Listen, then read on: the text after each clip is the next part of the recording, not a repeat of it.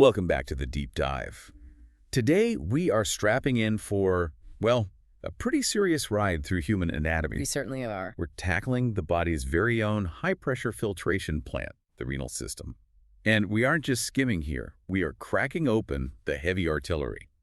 The 28th edition of Baily and Love's Short Practice of Surgery, specifically Chapter 82, the kidney and ureter. It is a beast of a chapter. I think for most medical students and surgical trainees too, Chapter 82 it's the one that induces that night before the exam panic. Oh, absolutely. The volume of pathology is just immense. I mean, you're dealing with everything from congenital plumbing errors that happen in the womb to, complex silent cancers in the elderly. It's the sheer variety that gets you. It regulates blood pressure, manages red blood cells, filters toxins. It's just this elegant machine, but when it breaks in very specific and, let's be honest, often exam-favored ways. Exactly. So our mission today is to be your ready reckoner. We are not reading the textbook to you. That would take 10 hours and be incredibly dry. No, definitely not. We are here to pull out the exam favorites, the concepts that trip people up, and the clinical patterns that actually matter when you have a patient writhing in pain in front of you. We want to add the why behind the facts so they actually stick. But, and I can't stress this enough, we are the map, not the territory. We are interpreting the chapter to make it digestible. Yeah. You absolutely must go back to the actual text. You have to. To look at those surgical diagrams, the staging tables, and, the fine print. Consider this your high-yield audio companion. Exactly. Ideally, you listen to this, then you open the book, and suddenly the pages make a lot more sense. That's the goal. So let's get into it. The chapter really flows in a logical timeline, starting with how the kidney forms or fails to form. We're starting with congenital anomalies. It's plumbing errors, essentially. Right. And Baily and Love kicks off with a statistic that, well, it really blew my mind. The complete absence of a kidney renal agenesis is shockingly frequent. It is. Unilateral agenesis, where you're missing just one kidney, happens in about 1 in 3,000 births. That's common enough that you will definitely see it in your career. Usually the other kidney hypertrophies, it just grows larger to compensate for the missing partner. Which is fine, physiologically speaking. You can live a perfectly normal life with one kidney. But here's the aha moment the text emphasizes. If you're a surgeon doing a routine ultrasound and you see an empty renal fossa, you don't just say, oh, missing kidney, and move on. No, you can't. You have to keep looking. Yeah, what? You have to look at the reproductive tract. This is pure embryology. The urinary and reproductive systems, specifically the mesonephric and paramesonephric ducts, they develop right next to each other, side by side. If the signal goes wrong for the kidney, it very often goes wrong for the reproductive organs too. So if I have a female patient with a missing left kidney, what am I looking for? You need to check for anomalies in the uterus or the vagina. She might have what's called a unicornuate uterus, or maybe a vaginal septum. It's a classic exam setup, actually. A patient presents with, say, primary amenorrhea or abdominal pain, and the real clue is that missing kidney on the scan. Wow. That is a critical connection to make. Now, let's talk about when the kidney exists, but it decides to set up shop in the wrong neighborhood. We're talking ectopic kidneys. Right. Ectopic just implies a failure of ascent. You have to remember, kidneys start life way down in the pelvis and they climb up to the loin. If they get tired and stop halfway, well, you get a pelvic kidney or an iliac kidney. And sometimes they do something even stranger. They fuse. The horseshoe kidney is the one everyone remembers. It's the most common fusion anomaly by far. The lower poles of the two kidneys fuse together across the midline. But the fascinating part, and the part that helps you remember the anatomy, is why it is located where it is. I love this visual anchor. It's the clothesline effect. That's the perfect way to visualize it. So this fused horseshoe shape tries to ascend from the pelvis like a normal kidney would. But as it rises, that bridge of tissue connecting the lower poles runs right into a physical barrier. The inferior mesenteric artery, or ANA. Exactly. It's clothesline. Literally, it hooks around the IMA and it just can't go any higher. And that's why horseshoe kidneys are always found low, usually around the L4 or L5 vertebral level. It's not a random location, it's mechanical. But having a kidney stuck on an artery isn't just a quirk of anatomy, is it? I mean, it causes actual plumbing problems. It absolutely does. Because the kidney is held low and it's malrotated, the ureters have to drape over that bridge of tissue. They end up with a high insertion point into the renal pelvis. That creates a drainage problem. The urine basically has to climb uphill to get out. And in urology, if urine isn't moving. Stasis. And stasis equals stones and infection. Wow. These patients are really prone to stagnation, which, breeds bacteria and allows crystals to precipitate out. They are also very prone to PUJ obstruction, pelviureteric junction obstruction. Speaking of complicated plumbing, we have to tackle duplication. This is one of those topics that students tend to gloss over, but the text says it happens in 1 in 150 births. That is incredibly common. Oh, it's everywhere. It can be a partial duplication, sort of a Y-shaped ureter, or a complete duplication, where two separate ureters come from one kidney and enter the bladder separately. And this brings us to the single most important rule for this entire section. If you take one thing away from this congenital discussion, it has to be the Weigert-Meyer rule. This is the critical anchor. It really is. Without this rule, the anatomy makes absolutely no sense. Okay, break it down for us. We have a kidney with two parts, an upper moiety and a lower moiety. Two ureters going down. Who goes where? Okay, so visualize the two ureters traveling down to the bladder. The Weigert-Meyer rule dictates that the ureters draining the upper moiety travels further down. It actually crosses over the other ureter and inserts lower and more medially in the bladder. So upper starts high but ends low. Precisely. And because it travels too far and inserts in a weird spot, sometimes it ends up way down in the bladder neck or even the urethra, it is prone to obstruction. It often ends in something called a ureterocele, which is a cystic ballooning at the opening. Okay, so that's the upper. What about the lower moiety ureter? It takes the shorter path. It inserts higher up in the bladder, more laterally. But here's the problem. Because it inserts high and laterally, it goes straight through the bladder wall. It has a very short tunnel. And that matters. It matters a lot.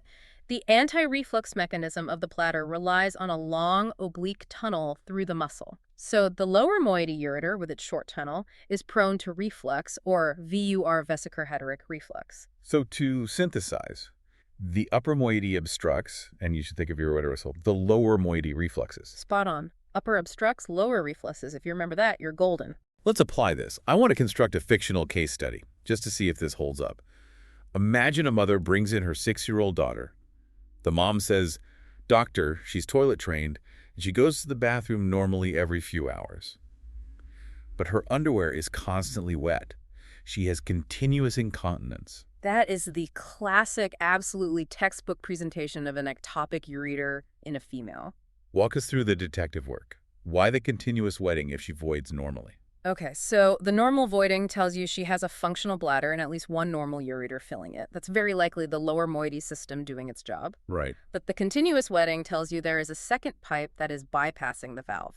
She likely has a duplicated system where the upper moiety ureter is ectopic. Instead of landing in the bladder where it should, it's landing somewhere else, maybe the vagina or the urethra below the external sphincter. So the sphincter can't stop it. It's just a dripping tap. Exactly. It completely bypasses the control mechanism. It's a constant low-grade leak. And would we see this in boys? The same presentation? No, and this is a really key distinction. In males, the anatomy is different. An ectopic ureter always drains above the external sphincter, usually into the seminal vesicles or the prostatic urethra. So he'd be continent. Yes. A boy with an ectopic ureter will be continent, but he might get terrible epididymitis or recurrent infections because urine is refluxing into his reproductive tract. He won't present with that wetting sign.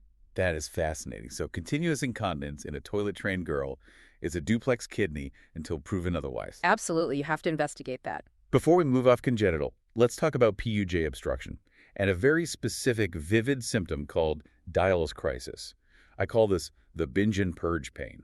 It's a very descriptive name for what is, at its heart, a mechanical problem.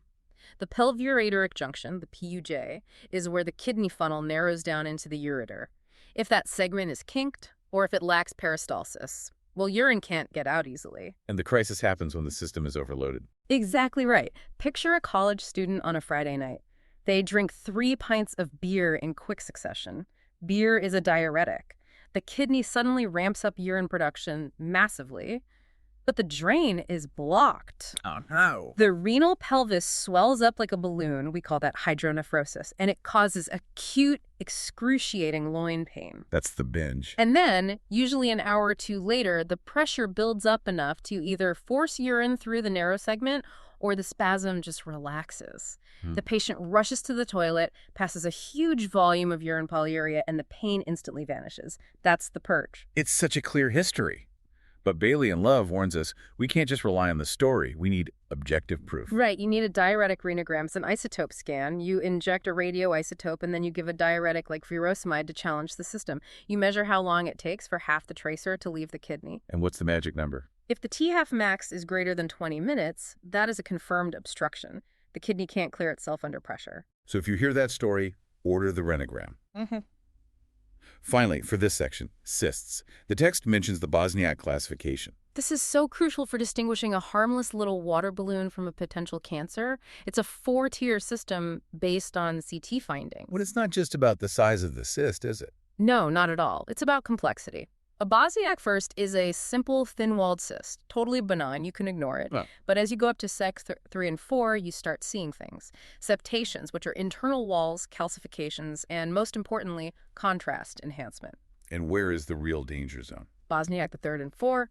A Bosniak the third has thick walls or enhancing septa. We can't reliably rule out cancer, so we often resect them. A Bosniak the fourth has solid enhancing components. That is essentially a cystic renal cell carcinoma until proven otherwise. That needs surgery. And briefly, ADPKD, autosomal dominant polycystic kidney disease. We know it destroys the kidneys, but there's a silent killer associated with it outside the abdomen. The Baily aneurysm. It's a big deal. About 10 to 30% of these patients have intracranial aneurysms. So if you have a young patient with known polycystic kidneys who complains of the worst headache of their life, you have to assume they've blown an aneurysm. A subarachnoid hemorrhage. Yes. You cannot miss that. It's an emergency. Okay, let's do a quick check-in here to make sure we've locked in the plumbing. If you're looking at an IVU and you see a cobra head deformity, that sort of halo inside the bladder, which part of the duplex kidney is in trouble? Right. Let's think back to the rule. The cobra head is a ureterocele. Ureteroceles form on the ureter that inserts low. And according to Weigertmeyer, the ureter that goes low is the one from the upper moiety. So you are looking at an obstructed upper moiety. Exactly. Upper obstructs, lower reflexes. Perfect. Let's move to the next major section. The plung is bad, so now the bugs move in. Section 2. Infections. Stasis is the enemy. It really is. And nowhere is that more apparent than in our first group, pregnant women. The text calls this the progesterone effect. It's a physiological double-edged sword. Progesterone is obviously needed to relax the uterus so it can hold the baby. But progesterone is not specific.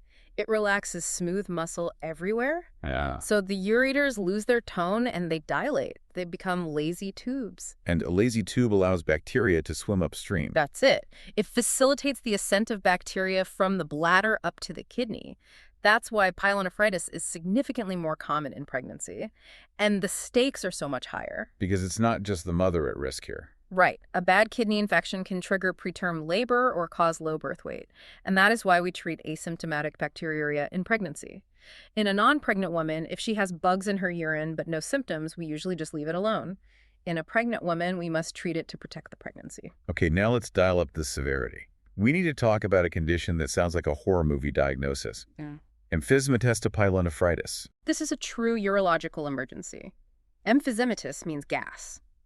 We are talking about a necrotizing infection where the bacteria, usually E. coli or Klebsiella, are actually fermenting glucose within the kidney tissue itself and releasing gas. So the kidney is literally rotting and filling with gas bubbles. Yes, and because it requires high glucose levels to fuel that fermentation, this is almost exclusive to uncontrolled diabetics. So what's the clinical picture? What does the patient look like? A diabetic patient, usually septic, very high fevers, and they are deteriorating despite your best antibiotics. You do a CT scan, and you see these black pockets of air replacing the normal kidney parenchyma. It's a terrifying scan to look at. And the management? What do you do? You have to be aggressive. This has a very high mortality rate. You start with maximal antibiotics and you try to get a drain in, but often the kidney is just dead. It's a bag of pus and gas. You have to perform an emergency nephrectomy to save the patient's life. You just have to cut the source of sepsis out. Wow. There's another nasty variant called XGP xanthogranulomatous pyelonephritis. Try saying that 3 times fast. We'll stick with XGP. This is a chronic, smoldering destruction of the kidney. It's usually caused by a large staghorn stone that blocks the kidney, leading to chronic infection. The immune system tries to fight it, but it fails. Instead, you get these lipid-laden, foamy macrophages packing the kidney, And there's a classic visual sign on the CT scan for XGP. the bear's paw sign. The kidney is non-functioning, and the dilated, pus-filled calyces are arranged in a ring that looks just like the toe pads of a bear's paw. Does it look like cancer? It mimics cancer perfectly. It invades local tissues. It sticks to the bowel and the psoas muscle. Often, you can't tell the difference until you take it out and the pathologist puts it under a microscope. But the treatment is the same: nephrectomy. Let's shift to the great mimic, genitourinary tuberculosis, GUTB. Mm. We often think of TB as a lung disease, but Baily and Love devote significant space to renal TB. And for good reason. TB spreads through the blood hematogenous spread. It lands in the kidneys, stays dormant for years, and then reactivates.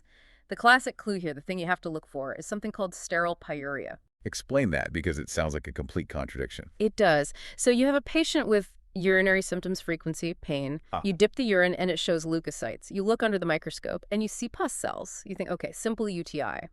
You send it for a standard culture and it comes back negative. No growth. Because standard cultures don't grow TB. Exactly. TB is an acid-fast bacillus. It needs a special media called Lowenstein-Jensen. So if you see pus but no bugs on a standard plate, alarm bells should be ringing for tuberculosis. And the pathology of TB is scarring. It's a fibrosis machine. What does that do to the bladder? It creates the thimble bladder. The fibrosis makes the bladder wall stiff and thick. The capacity shrinks down to almost nothing like the size of a thimble. Which explains the symptom of extreme frequency. Oh, absolutely. They have to go every 15 minutes because the tank is tiny. There's just no room. And looking at the ureters, we see more of these descriptive terms. Pipe stem ureters. The ureter becomes a rigid, straight tube due to all that scarring. It stops functioning as a peristaltic pump and just becomes a passive pipe. Or you might see the golf hole, ureteric orifice, where the opening in the bladder is pulled wide open by fibrosis, looking just like a hole on a putting green. Moth-eaten calyces, pipe stem ureters, thimble bladder. TB leaves a trail of destruction that is very recognizable if you know what to look for. But you have to suspect it first. That sterile pyuria is your trigger. You have to think of it. Okay, quick check-in for the listeners. You have a diabetic patient who presents with sepsis. The CT scan shows gas bubbles within the renal parenchyma. What is the diagnosis, and why do you need to call the surgeon immediately? That is emphysematous pyelonephritis, and it's urgent because it represents necrotizing, dying tissue. Antibiotics alone rarely work in that situation. They likely need a drain or even an emergency nephrectomy to survive. Right. Let's move on to section 3. The geology of the body urolithiasis, or stones. This is bread and butter urology, but the chemistry behind it is actually pretty interesting. It's all about supersaturation. The solvent versus the solute. Exactly. Urine is the solvent. Calcium and oxalate are the solutes. If you don't have enough water or if you have too much calcium, the solution precipitates into crystals. Usually we have inhibitors in our urine like citrate that stop this, but if those fail, boom, you get stone formation. Let's profile the usual suspects. Who is the most common criminal in the lineup? Calcium oxalate. That's 60 to 85% of stones. They are hard, spiky, and radio-opaque, meaning they show up bright white on an X-ray. Then we have the infection stones. Struvite. These are made of magnesium ammonium phosphate, and they're caused specifically by urease-producing bacteria like Proteus. These bugs split urea, which makes the urine alkaline, and they form these massive stones that can fill the entire collecting system. The staghorn calculi. Exactly. They look like deer antlers on an X-ray. They're dangerous because the stone itself is a dirty matrix that's full of bacteria. You can't cure the infection without removing the stone. Then there's the invisible one, uric acid. Radiolucent. They don't show up on a plain X-ray. You need a CT scan to see them. They form in acidic urine, so you often see them in patients with gout or those undergoing chemotherapy where there's high cell turnover. And finally, the rare genetic one, cystine. Only about 1% of stones, but Yeah. they're incredibly hard. And that hardness really matters for treatment, which I'm sure we'll get to. Let's talk about the clinical presentation. Renal colic. We've all heard it described as giving birth through the urethra. It's intense. That loin-to-groin radiation is classic. But the key diagnostic clue for me is the patient's behavior. Compare it to peritonitis, like from a burst appendix. A patient with peritonitis lies perfectly still. Any movement, even a cough, shakes the inflamed peritoneum and causes agony. A patient with renal colic cannot sit still. They're pacing, writhing, rolling on the floor, trying to find a position where the stone moves away from the nerve.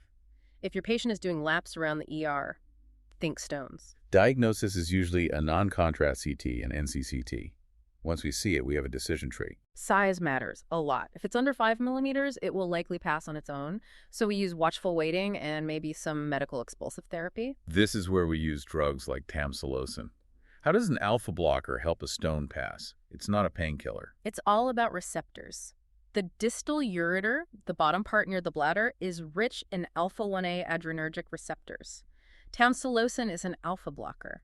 It blocks these, causing the smooth muscle to relax. It basically opens the gate, reducing the spasm and letting the stone slip through more easily. If the stone is too big, say 10 millimeter, we have to intervene.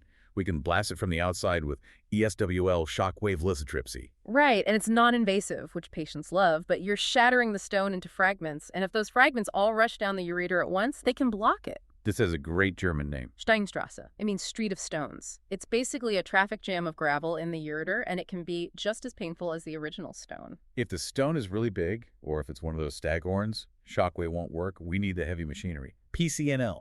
Percutaneous nephrolithotomy. This is keyhole surgery through the patient's back.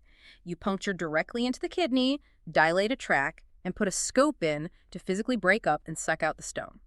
It's the gold standard for any stone larger than 2 centimeters. Now, here is a massive misconception about prevention.